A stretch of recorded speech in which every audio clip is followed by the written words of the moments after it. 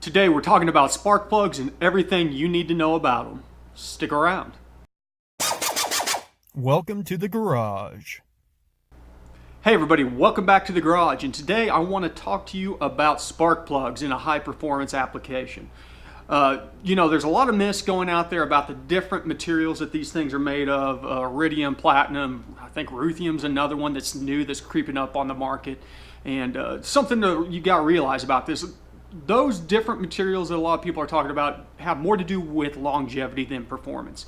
If you look at a conductivity list of the different materials used in making spark plugs, a lot of them kind of have the same conductivity. There might be some material hardness, and honestly you can't access that because a lot of this stuff, it may say that it's iridium, but it's a proprietary blend of metals, or it's a coating or something like that. So let's not get hung up on that. If you're running a high performance plug, something that's for high-end racing, you're replacing your plugs all the time anyway, so you don't care about this. This is more for the guys making the 600-700 horsepower, the twin turbos, the superchargers, or the guys with really beefed up, naturally aspirated motors. And some of the considerations that you need to know about whenever choosing a spark plug. And the big one is going to be the heat range on there. You're going to have a factory heat range, and what that does is basically it talks about the spark plug's ability to extract heat from the core of the plug and get it out to the water journals in the block. And because you're trying to do that, that is what helps prevent detonation. If your spark plug gets too hot, it can lead to detonation because it retains heat. And so that's why you'll see people say the rule of thumb is for every 100 horsepower or every 10 psi of boost, you want to go one range colder. So today we're actually going to be putting 2 range colder into the truck. And gap is very important whenever you get into any forced induction applications, because the factory gap on a lot of plugs ranges from the 0.35 to 0.45 or 0.035 to 0.045 range. And so at that width on the plug, there's a good chance that you can snuff out the spark at the higher boost pressures. As you compress more air in there and it becomes more turbulent at the higher end of the RPM band, you might get basically some misfires, and so you'll feel it struggling whenever you get to that point. But it's always a good idea to go ahead and gap your plugs. And in order to do that, I like to use a tool like this, which allows you to actually screw in your spark plug and run the gap down. And then you can use your standard cheap auto discount gapper, but I prefer to use a feeler gauge whenever I gap my plugs down. We'll do that here in a bit. But this is a tool that allows you to adjust the gap properly in small, minute adjustments. But you also need to be very aware of the tip on these things, because if you damage the tip, you'll ruin the plug. So just be aware whenever you're doing that. Even if you're trying to, the old method where you're pushing it onto your vise or something like that, don't destroy the tip. The ground strap is fairly resilient on these things. But don't get that tip broken off. Some other tools that you're going to need to do this process is a plug wrench. Not necessarily needed. You can use the old hose trick. I prefer the plug wrenches, or the plug sockets. The hose trick, though, you just take a piece of rubber hosing, run it over the back end of the plug, and you can use it to get the plug started. You always want to start a plug by hand. If you try and start it with a wrench or something, you can get these things cross-threaded. Once they get cross-threaded in there, you just destroy the threads on the block, and you'll end up having to do a helicoil on there. Trust me, you do not want to do that. Some other things that you're going to need: anti-seize. Anti-seize, you've got to put anti-seize on these things if you ever want to get them out again, because if you don't, these things will weld themselves to the block. And then some spark plug boot grease. And this is basically just a dielectric to make sure that you're getting good continuity, because there's no reason to change these things out if we're not getting good connection on there.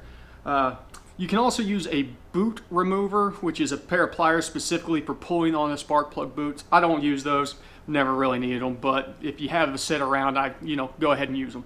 But other than that, I'm going to go ahead and gap these down to about 0.028 to 0.03 for this application, swap them out. After I get them swapped out, we'll look at the plugs that I'm pulling out that are the original heat range, and I will show you how to read a plug and some other tips like that. So let me get these pulled out real quick, and we'll jump back over here and see what we're looking at.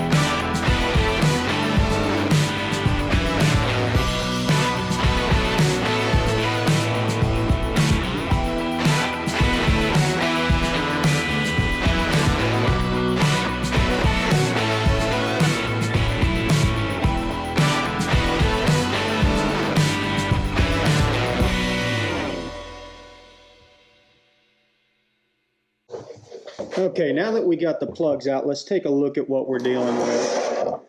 And in particular, we're looking at the ground strap and the electrode. And you see how these, I mean, these only have about 20,000 miles on them, but they've got some white on the ground strap. And that's because the temperature's been too hot. That's why we're running a colder spark plug, is because you don't want to cause detonation by retaining too much heat in your plug. But at the same time, you might be saying, well, why don't I just run the coldest plugs possible? You need some heat in the plug to burn off impurities, or else you'll eventually foul your spark plugs out. So if you've got a Haynes manual sitting around, if you look in the back of it, it'll have a guide kind of that shows you what to look for on plugs if you're pulling your plugs. You can also find these online pretty easily. So, but as I said, these look exactly how I expected them to look. A little bit of white, a little bit of heat buildup on them. You can see it pretty good on the back side of the ground straps and on the ceramic insulators, but that should not be a problem anymore. With all that said and done, we've only got one thing left to do, and that's to fire the car up and make sure that everything's running right. You'll know if you didn't get something landed right as far as your spark plug boots. If you didn't get one clipped on, the car will misfire. You'll hear it.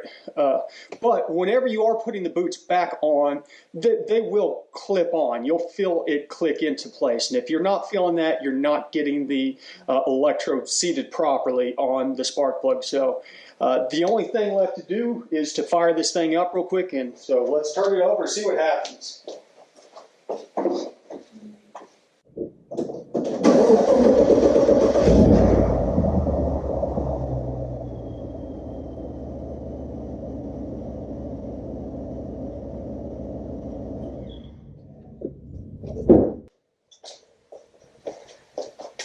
Perfect. So, I mean, what more could we ask for? New spark plugs, the ones that are in the proper heat range, going to make sure that we get good ignition and prevent any kind of detonation from having too hot of plugs in there. So if you have any questions, actually before I even get to that point in time, let me tell you a little secret or a little tip. If you're doing this on your own, you're doing it on a V8, start with the back plugs. They are the most frustrating thing, especially on a truck like this where the engine's halfway in the cab. The back two plugs, man, they're a bear to get out. You probably saw in the video me monkeying around on there, crawling every which way and that way, trying to get those things out and get the new plugs started. So get those out of the way. That way your frustration is the first thing that you take care of. Then move your way to the front where things are a lot easier. But other than that, you know, if you like this video, throw a thumbs up. If you don't like it, hit that thumbs down. If you got any questions, make sure and leave them down in the comments below. I'll get back to you ASAP. And hit that subscribe button. We've got some more interesting videos coming up. We're going to be doing a pulley swap on the ProCharger here soon. We've got some speed density tuning coming out, some torque tuning, some transmission tuning. We've got a lot of interesting stuff coming out in the next few weeks to months. So make sure that you hit the subscribe button. That way you're well aware of any new content that drops. And as usual, thanks for stopping by the garage.